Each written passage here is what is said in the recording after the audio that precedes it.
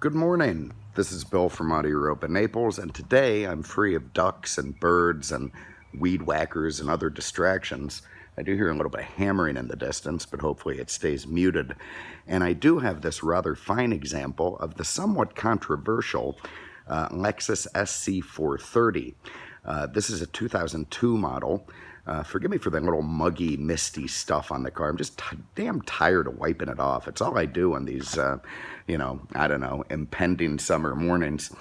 Anyway, I say somewhat controversial. I mean, it's not like it's involved in any kind of big scandals where it's screwing a senator or something. But what it is doing is having a very controversial design. Not everybody loved it. Some people loved it feverishly, and I guess there's, of course, a sect of people who are just kind of neutral on it. To do the design, Lexus actually sent their design team to the French Riviera for a year. Nice job if you can get it. And they were supposed to take it all in and come up with a design for a new convertible that would be the flagship or the jewel of the Lexus lineup. And that's exactly what they did. And the car ended up being designed after one of the super yachts in the harbor, the sort of Italian, multi-million-dollar things enjoyed by sheiks and coal barons and that sort of thing. And it does have that swooping line, the sort of, pushed out at the bottom rear, sloping front end. In some eyes, it's beautiful. In fact, in many eyes, it is. In others, not so much. It looks like some kind of an inverted bathtub designed by Salvador Dali. But anyway, let's get into this for a minute. Here's what I like about it. To me, this thing could have been a new Riviera. And I'm a Buick guy, almost as much as a Cadillac guy. So I don't know if that gives my age away, but that was one of my first gigs in the car business, was working at Sunshine Buick down here in Naples. It has the right swoops and curves. It actually was designed in the Riviera by Lexus's U.S. design team. And anyway, there it is. The wheels are pushed way forward and way backward, not much overhang, so it has pretty good weight distribution. They stuffed the 4.3 VVTi from their LS sedan in it, so it's got plenty of pep, 300 horsepower. It's got an incredibly smooth 5-speed automatic gearbox, and the interior could have been done by, Rolls-Royce, as nice as it is, as soft as the leather is, as proper as the fit and finish is. So all in all, it's a pretty damn good car. And of course, it's a folding hardtop convertible done by, people who have to jump out of tall windows if they bring shame to the company. So that thing fits perfectly. It works fast. It doesn't leak. The design of this car is very aerodynamic, so it's quiet inside, even with the top down. And frankly, I just kind of like them. So anyway, let's start inside the trunk. And again, sorry about the mist. God, that drives me nuts. Oh, to have another cool winter morning. Okay, now you can see with the top down, you really lose some cargo space. You just have this little spot right here. So, good for maybe some overnight bags if you're a light packer. I got a set of books there, factory net still there, which is nice. If you shoot any rabbits on the side of the road, you'll be able to keep them in there. They won't set on your carpet. Anyway, so you don't get a ton of space with the top down. Top up, you do, because that's a big top it's holding back there. And this whole area where the top is, you can reclaim. You do have to move this divider forward, so the top won't work and crush whatever you put there, including the top itself. Anyway, there it is. So it works pretty good in either direction, top up or top down. The way that trunk closes, that solid thud. They robbed that from the Germans. All right, let's have a look under the hood. All right, so here it is.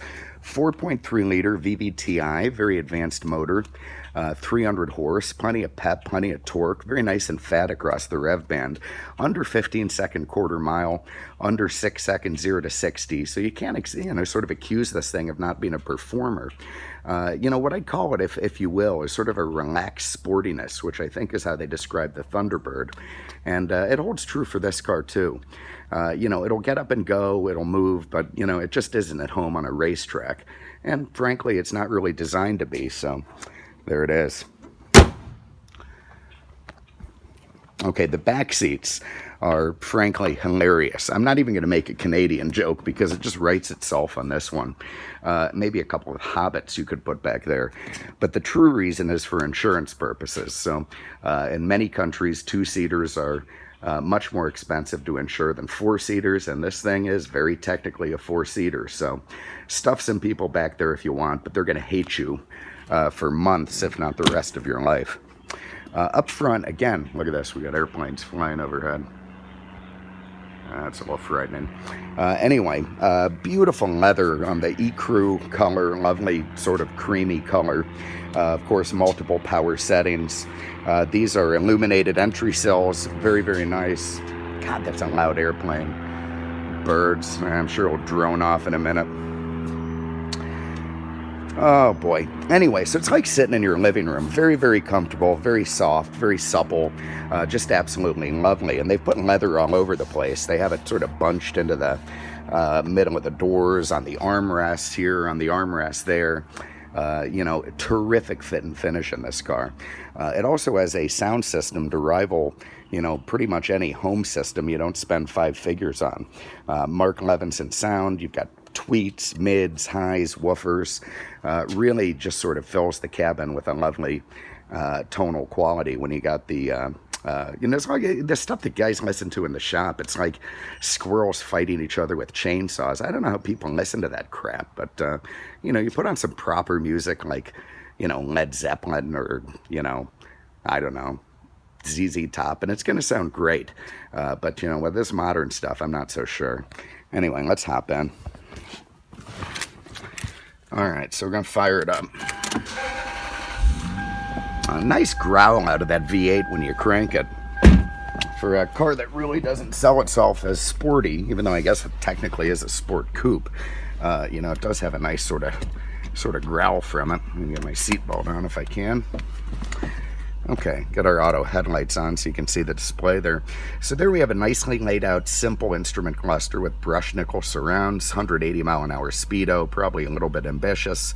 You got your tack, you got your fuel, you got your temp. That's all you need, really. Beautiful bird's eye maple blonde version. Steering wheel with multifunction controls all over the place. You got your power windows here, your memory seats, both sides memory. More stuff over there, trip, dash dimmer, so on and so forth. Now here's one of my favorite parts of these cars are the hideaway radio and nav screen. So you press this guy here and like something out of Star Trek, that panel slides open, revealing a touch screen. Now, you know, I like touch screens, but the one thing I don't like about touch screens are in certain angles of light, they end up looking like a murder scene, you know, all the fingerprints, and that's just kind of gross having your DNA all over the place. But yeah, I don't know. Anyway, touchscreen people seem to like it. You got a big row of buttons here to, you know, to operate various bits and pieces. You got your automatic climate control. Both sides are same, works very, very well. Get that down a little bit. And then another slide away panel reveals the in-dash 6-disc changer and cassette deck. And in fact, this car was the last car made in production to have a factory cassette deck. There's a little nugget for you. Oh yeah, Journey. We're doing good this morning. That's a band I can relate to. Although I think they replaced Steve Perry, or did he die? No, they just replaced him with some little Laotian boy or something, but it's supposed to be a dead ringer, Orly. Anyway, very nice bird's eye maple center console. This gated shifter, which, you know, some people like, some don't. But when you bang through the gears, it shifts nice. It's almost modern in the way the shifts are so quick. Fantastic little cup holder here. Supposed to work better than that. There we go. Pops open, you got room for beverages. Now, if Mercedes or BMW did these sliding panel things, I guarantee you they'd be broken already. And I love those cars, don't get me wrong, but their engineers can't pull crap like that off. And look at this thing. I mean, you know, many, many years later, these things still work like new. So pretty good stuff from Lexus. I also like the inlay in the dash with the bird's eye maple, the black with the cream. It's just a nice variation. You got heated seats down here, traction control, power setting and snow setting. I don't know what's in here, nothing. Let's run the top so you can see that. So that's this guy here. You press that, the top comes up from the rear. forward, and there it is. And it works pretty quick. I think 21 seconds down and a little more than that up, but fast enough for a traffic light. Down goes the rear, up come the rear windows, keep your finger on the button, and then up come the front windows. So let me take a quick walk around the car and I'll show you how that looks.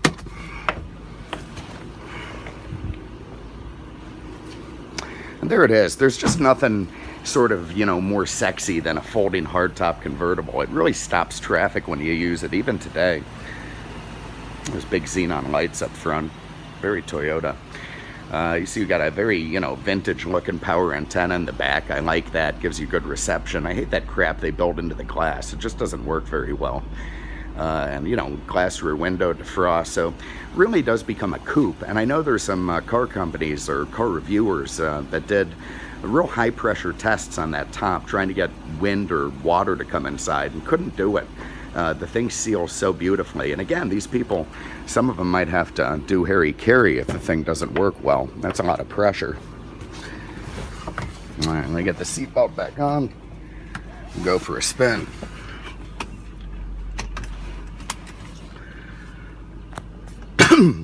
So again, the purpose of this car is certainly not to set, you know, record laps on the racetrack. It is to cruise the boulevard with softness, style, luxury, and just be an all-around nice personal luxury car. And it pulls that off with flying colors. You've got terrific visibility out of this thing. You know, sometimes convertible visibility can suck. This one is really, really good. You know, nice. You know, you put 16th throttle on it and you're moving. You can tell that motor isn't straining at all to move this car. It's not a super light car, but it's not heavy enough to trouble this V8. Very nice steering, nice and precise, you know, not super sporty. You don't get a ton of feedback from it, but it's not dead to the world either. Just a very nice, you know, in between, very befitting a luxury car. The brakes are actually excellent. They really will throw you. Look at this. We got a stablemate up there. I don't know if we flash our lights like the guys in the 911s or not. If I hammer it, that V8 gives instant torque, responds. You know, it's so quiet in here, very Lexus-like. Even with the motor running, you can't really hear it. And that's fine. That's what this car is all about. And if, you know, those things suit your needs, then this car will suit your needs. And I think it's going to be a future collectible. V8 power, top goes down, folding hardtop, limited production, controversial styling. You know, wait a few years, you watch. This thing will be sought after on the auction block. If you have an interest, give us a call, 239-649-7300, on the web at mercedesexpert.com. Thank you so much for having a look. We really appreciate it. And we'll see you with the next one. Take care.